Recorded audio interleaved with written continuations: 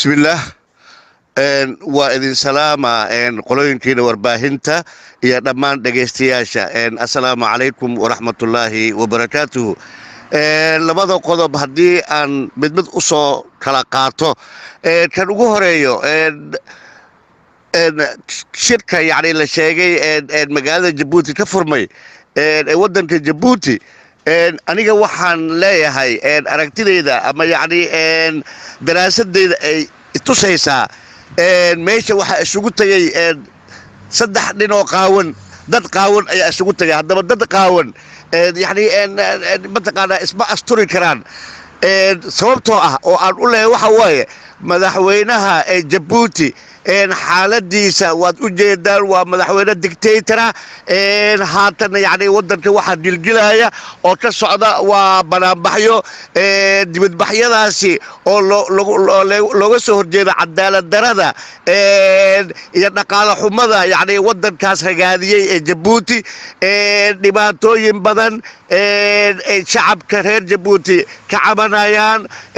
koronto la'aan, biyo la'aan, noloshii asaasiga oo yani ka hoos martay mataqaanaa levelkii bini aadanka ku hoos martay ayaa ka jirta yani waddanka jabuuti. etoobiya iyadana waan ognahay abiy axmed dhibaatada haysata, in mataqaanaa maamul goboleedyadii qoomiyadihii dalkaasi inay yani mid walba gooni isu taageen, guddoomiyihii aqalka sare yani ay iscasishay, xubno badan oo saraakiila yani ay ka baxeen nidaamka dowladda yani abiy axmed oo hogaamiyo. marka waa xaalad aad iyo aad u cakiran. iskabadaa yani xaaladda farmaajo meesha ay marayso, yani cid loo sheegayo iyo cid yani ay ka qarsoon tahay midna male. waa ninkii yani hees ay heeseen yani dhalinyaro yani soomaaliyeed kharash intaas ay ku bixiyey oo yani dislike u iibiyey oo yani halkaasa yani siyaasadda ka baraysaa iyo mataqaanaa iyo xifaaltanka. marka waxaan leeyahay wax ka soo bixi karaa male shirka jabuuti laysugu tegey somalilan, maxaa yeelay muuse bixi ma awoodi karo in uu u qaado reer somalilan waxaan ku biiraynaa soomaaliya. ma lahan awooddaasi, uma qaadi kara go'aankaasi. marka haddaba waxa waaye waxa meesha isugu yimid waa dad wada qaawan ayaa meesha isugu yimid. marka saa daraaddeed dad wada qaawan isma asturi karaan, isma dawooli karaane meesha waa shimbiriyahow heesa iyo dad qaawan cooradooda bannaanka taalo inay meesha isugu tageen unbaa noo muuqato. qodobka labaad isagana haddii aan soo koobo, farmaajo yani jaceyl oo u qabo axmed madoobe kuma aqoonsanin. waan ognahay farmaajo dagaalkii uu la galay shacabka jubbaland iyo maamulka jubbaland, dagaalkii uu la galay waan ognahay inuu gaarsiiyey xataa in uu kula dagaalamo air spacekii soomaaliya, inuu kula dagaalamo oo yani uu ka dhigo yani aalad uu kula dagaalamayo shacabka jubbaland iyo mataqaanaa maamulkooda iyo cid walba oo jubbaland tagtay. marka waad la socotaan in mataqaanaa madaxdii dalka soo martay ee tegey kismaayo yani dhibaatadii yani farmaajo uu yani la damacsanaa ama uu ku sameeyey in yani shacabkii reer kismaayo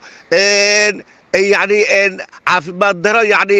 meelay kaga soo baxaan markay waayeen dhibaatooyinkii ayagoo u baahan caafimaad iyo nolol yani ayaa loo diiday in diyaaradihii ay tagaan. marka dagaal intaas ka weyn dad lala geli kara, farmaajo wuxuu ula dagaalamay sida dad cadow ah loola dagaalamo ayuu ula dagaalamay reer jubbaland iyo madaxdoodii. waayo waa meesha ugu dambaysa markii uu kula dagaalamay air spacekii soomaaliya inuu ka dhigto yani aalad uu kula dagaalamayo oo kula xifaaltamaya shacabkaas jubbaland iyo madaxdoodii. waan ognahay gedo in mataqaana uu ciidan uu ku daabulay uu geeyey si yani loo fashiliyo maamulka yani jubbaland. intaasoo marka isku soo wada duubo oo dhibaato ah u geystay farmaajo haddana yacni ma lahan awood dastuuri ah oo u siinayso in uu aqoonsado 2 sano farmaajo awood dastuuri ah oo yacni oo dastuurka kumeelgaadhka Soomaaliya ay ku heshiisay oo yacni oo dhigaayo ma jiro dastuurka kumeelgaadhka Soomaaliya ma dhigaayo madaxweynaha inuu aqoonsado maamul goboleed la doortay dadkiisii is doortay inuu mataqaano intaas oo dagaal uu la sameeyay kadib markuu ka adkaan waaye inuu dhaho 2 sano ayaan doortay waa wax kama jiraan waaye sababtoo ah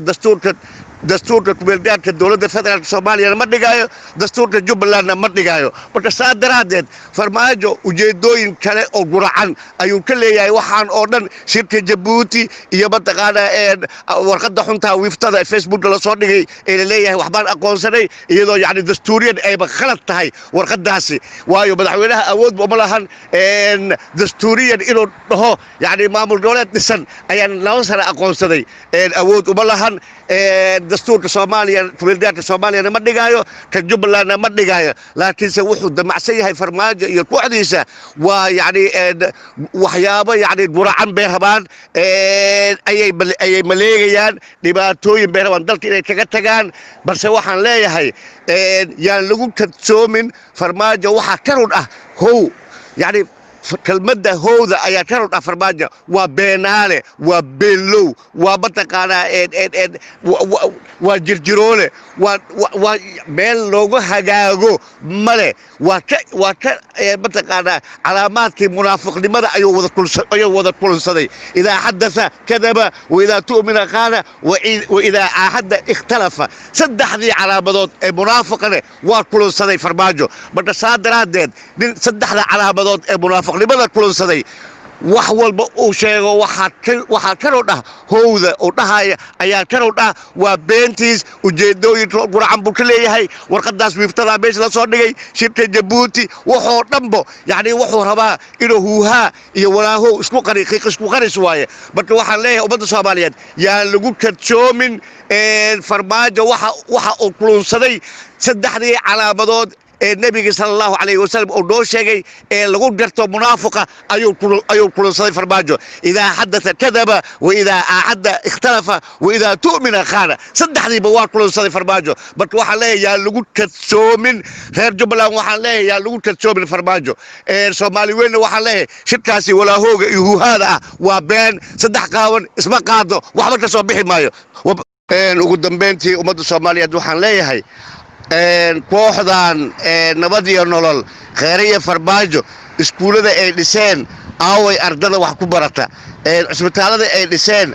yaa lagu daaweeyaa aaway bukaanada lagu daaweeyo ceelashii ay qodeen yaa ka waraaba xoolo iyo dad yaa ka waraaba xageesa ku yaaliin marka ummadda waxaan leeyahay yaa lagu kadsoomin faanka iyo huhaada nimankan yacni nabad iyo nolol ay baraha bulshada ka wadaan yaa lagu kadsoomin yaa lagu daalin waqtigii ay bixi lahaayeen ayaa la joogaa waxaan leenahay no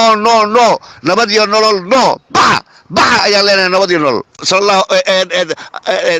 assalaamu calaykum waraxmatullaahi wabarakaatu